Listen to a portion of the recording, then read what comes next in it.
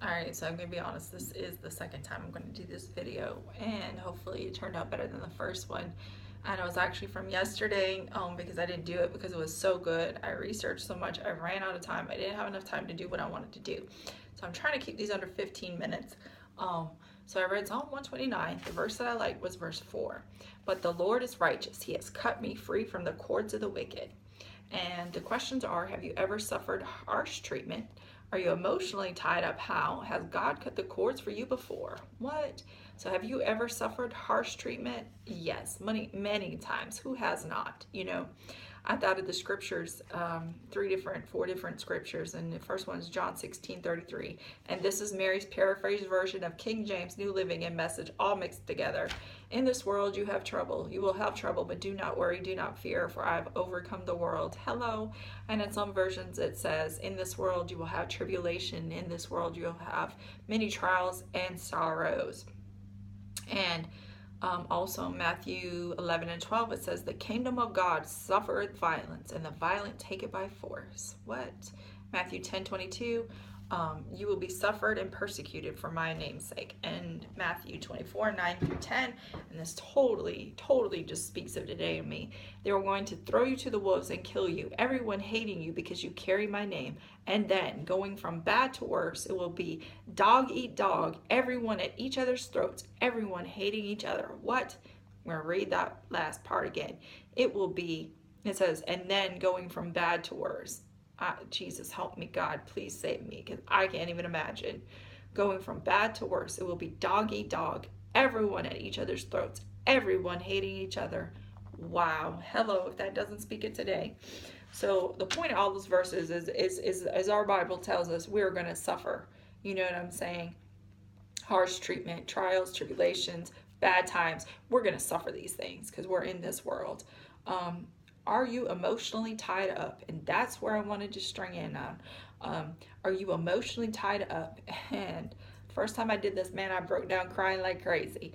And my answer was possibly, please. Yes, I am.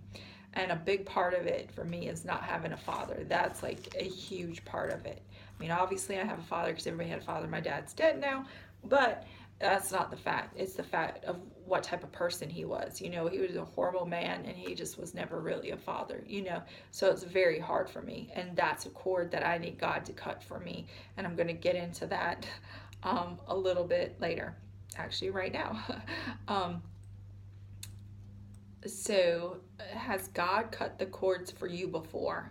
And I said, yes, most definitely he has. I mean, I can think of numerous things, but in the other video, I thought of a boyfriend I had, and he was a good guy. I mean, for whatever good is, in this world, he was. And I was just too immature, and it just didn't work out, and I really liked him, or maybe just like the thought of who he was or whatever. And it was hard for me to get over him. I mean, like, it was hard. And so I went to the altar one day at church. It was a Tuesday night. I was going to Bible Way, and it was packed. So I didn't make it like to the actual altar. I was like in the aisle, and I was just like, you know what, God, please cut that cord for me, because I don't need to like him anymore. I don't need to be emotionally tied up by having feelings for this person. And he did. And that's just one example of the many numerous times that God has done something for me. So when I was thinking about has God cut a cord for you, the thing that I thought of was the umbilical cord, and that's what I thought of. And so I looked up a lot of stuff that I want to share about the umbilical cord, about cords, and how we're tied to them. So the umbilical cord, to me, that's how the baby gets food, that's how the baby gets nourishment. But when I was looking it up, it says it's a lifeline. That's where he receives the oxygen, the baby. And then also, there's some things that it said about the umbilical cord. It's attached to the placenta, and when its function is completed, it's no longer needed, so it's discarded by the mother's body. And a new cord develops for each child. Hello? Oh my God. What? This stuff is awesome if you just sit there and think, really. And so, like, I wanted to know where the word derived from. So I was, thinking umbilical. Like, it was almost like it was saying biblical to me. Not saying it was, but so I just wanted to look it up. And this is what it said. Extremely close, inseparable, connecting someone or something to a source of essential supplies, heavily dependent in a close relationship. What? So what I'm talking about is these cords that we have in life, whether it's, some type of addiction we have, whether it's an emotional attachment, whatever it is, whether it's a relationship with someone that shouldn't be, the way you're feeling about someone you shouldn't be, whether you have a drug problem, whether you have an alcohol problem, whether you have a sex addiction, whether you have a shopping addiction, maybe you have a food addiction, whatever it is.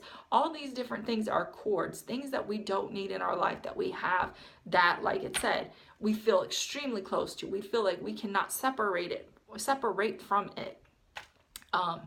And we feel like it's back to this, like connecting someone or something to a source of essential supplies. Like we feel like it's essential in our life. Like we just can't let it go. We can't get rid of it ourselves. And the other thing was heavily dependent in a close relationship. What? You can be heavily dependent upon that drug. You know what I'm saying? Like I can see it now. Like I was just like, always like, I would never do drugs. I would never this, but I've been given different types of medicine for different things. And I was given a medicine, recently for something, and actually the side effects of it were kind of awesome. And I don't say that in a bad way, but I can see how you can get hooked on it, because like it gave me so much energy, and I was just like, I barely had to sleep. So yeah, it was all from that drug, and so I can see how someone could get hooked on something like that. Like I can, of course, once you take it for a while, it wears off. So anyways, so those are different things, whatever your cord is, ask yourself, what is your cord that needs to be cut? And only God can do it. You know what I'm saying? Yeah, and it's something that we think, like I said, we think it's our lifeline. We think that's where we receive our oxygen from, and that's not true. The only place that we get that from is from God.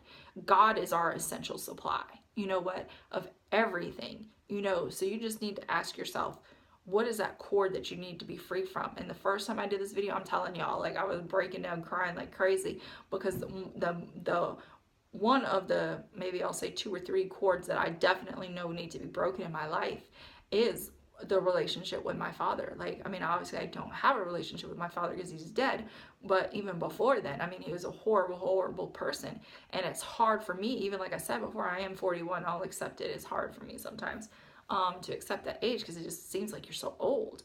But even at that age, even at this age, like it's hard for me not having a father. Like I want someone who's wise. I want someone to go to help me in life, to help me to relate to men, to whatever I need. You know what I'm saying? I want someone who has that wisdom. I want someone,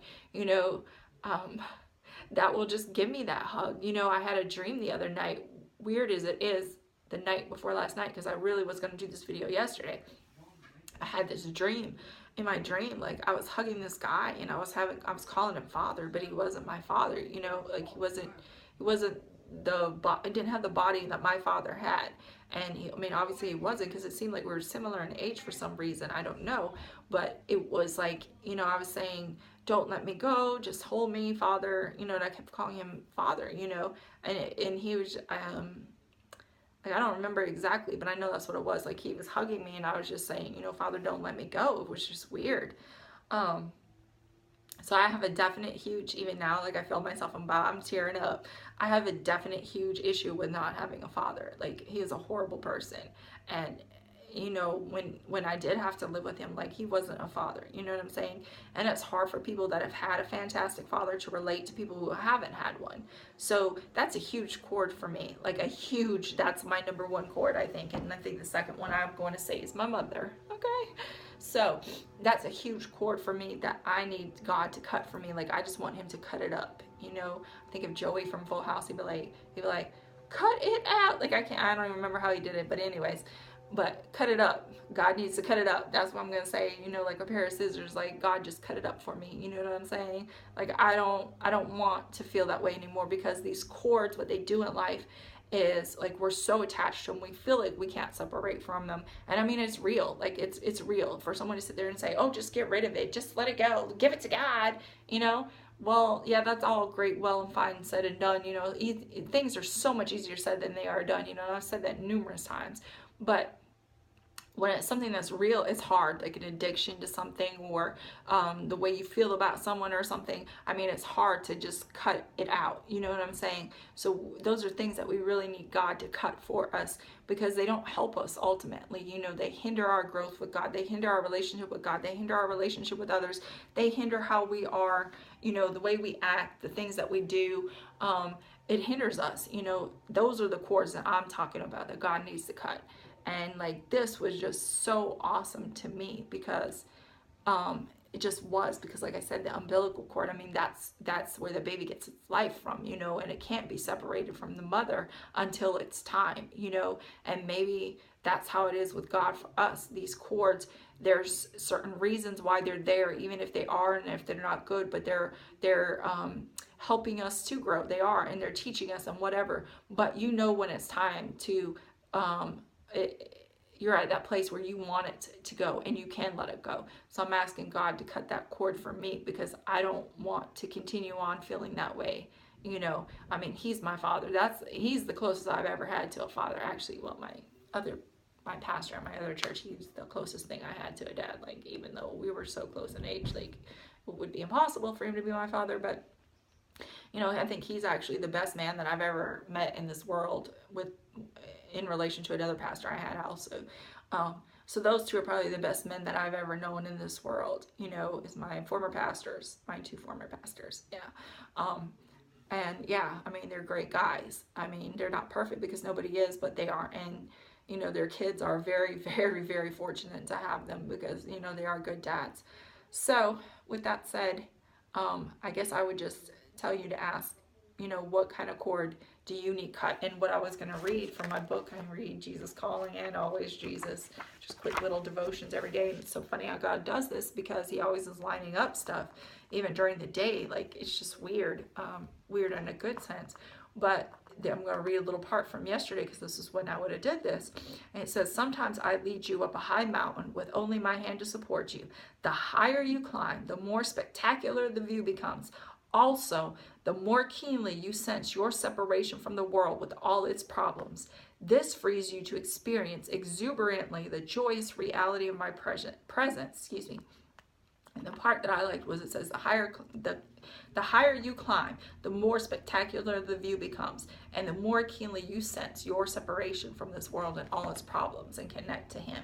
And that's what we need to do, because when he cuts these cords, that helps us to get closer to him, to be more like he wants us to be, and, you know, to be able to be used by him for our purpose in this world. But I thought this was so good yesterday. Maybe the first video, I don't know if I want to post the first video, because I was just like breaking down crying like crazy, and this one I've done better in. So maybe God has started to cut that cord for me, which is great, because I'm tired of having that cord. Honestly, I am.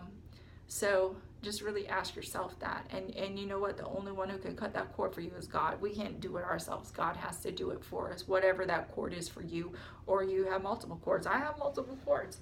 I'm honest, I do.